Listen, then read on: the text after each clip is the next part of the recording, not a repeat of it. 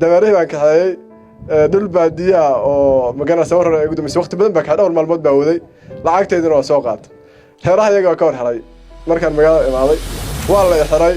bulshadeena maanta dhalinyaro badan ayaa shaqo la'aan ah. sababtu ma ahan inaysan shaqo jirin, balse waa inay ka xishoonayaan shaqooyin badan ay qaban karaan. waxay aaminsan yihiin in shaqadaasi ay tahay mid aan loogu talagelin dadka iyaga oo kale ah. laakiin aan weydiiyo dhalinyaradaasi, ma waxaa muhiim idiin ah mustaqbalkiina mise fikirkaasi isla weynida ku dhisan?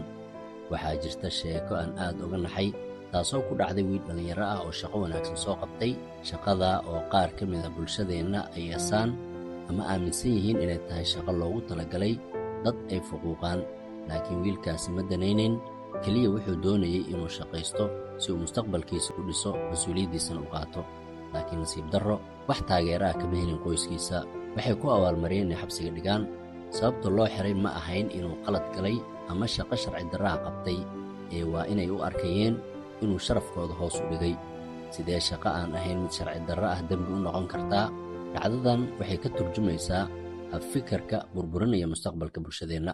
waxaa jira hal sheeko aniga igu dhacday hadda ka hor, nolol adag baa ku soo koray anigu. waxaa dhacday anigoo magaalada jooga oo waxbarashadeedana anoo isu qabaan, anoo yar baan ma garanaysaa, sheekadu waa sheeko dheer. marka anigoo yar oo wax baranayo oo aan meel saarnayn baa waxaa dhacday nin baa arkay tuulo ka yimaaday. marka heshiis buu ila gala. heshiiska ula gala waxaa weeye tuuladooda waxaa jooga dameerahaasaa dhiba. dhabti sheeko qosol badan qisada nolosheeda kule bay ahayd. marka dameerahan ba waxaa heshiis ku gala inuu lacag badan isiiyo dameerahan aan kaxeeyo oo aan meel kale ka tuuro.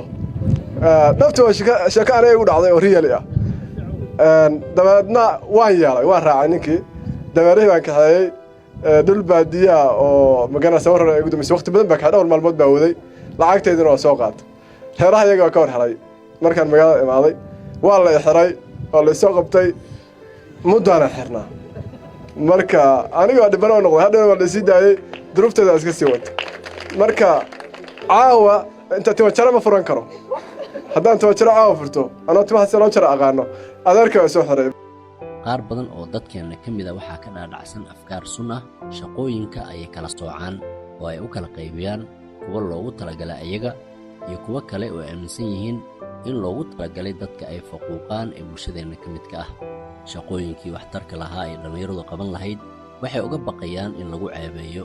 waddamada dadkooda horumareen waxay dhiirigeliyaan in qofku shaqaysto. muhiim maaha nooca shaqo uu qabanayo, marba haddii uu shaqaysanayo waa uu sharfan yahay. maxaa innaga inoo diiday inaan sidaas u fakarno oo aan shaqooyin liito ugu aragnaa shaqooyinka ugu wanaagsan ee waxtarka u leh dalkeenna, sida nadaafadda, ka ganacsiga wax soo saarka dalkeenna, sida dalagyada beeraha? maxaan kuweenna soo saara waxyaalahaan aadka ugu baahannahay ugu dhajirnay magacyo aan ku liidayno dadaalkooda iyo howlkarnimadooda? waxaan abuurnay takoor dhanka shaqooyinka ah. waxaan soo saarnay jiil aad uga faanaya in ay noloshooda dabaraan. balse aan idin xusuusiyo dhanka diinteenna, marna ceeb kama ahan shaqo xalaala oo qofka muslimka ah qabto. nebigeenna maxamed naxariis iyo nabadgelyo korkiisa ahaatee shaqooyinka uu soo qabto waxaa ka mid ahaa inuu noqday ari jire. maanta annaga waan ku liidnaa qofkii shaqo xoola raacida qabta, sida muuqaalka kore aad ku daawateen. nebi zakariya naxariis iyo nabadgelyo korkiisa ahaatee wuxuu ahaa faryaamo, wayna biraha tuma.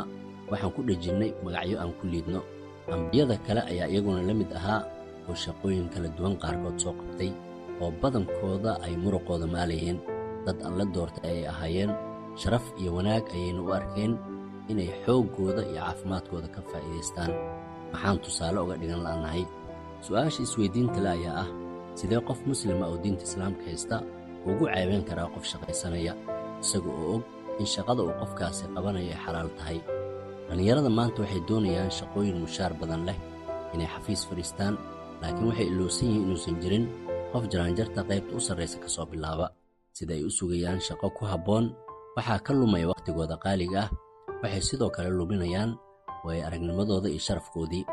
waxaa jira shaqooyin badan oo bannaanka yaal.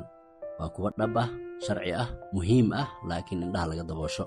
qof walba oo dhallinyaro ah oo muuqaalkan daawanaya waxaan ku boorinayaa inuu shaqaysto. nooca shaqo muhiim maahan, laakiin waxaa muhiima inaad xoolo xalaala kasbanayso.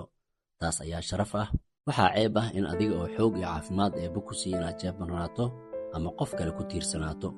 cabsida dadka waxa ay dhahayaan yeesan burburin mustaqbalkaaga. dadku mar walba wax unbay sheegayaan, laakiin wakhtigaaga, noloshaada iyo sharafkaagaba adiga ayaa xaq u leh inaad difaacato. fadlan haddii aad muuqaalkan u aragto mid waxtar u leh bulshada, fadlan la wadaag asxaabtaada.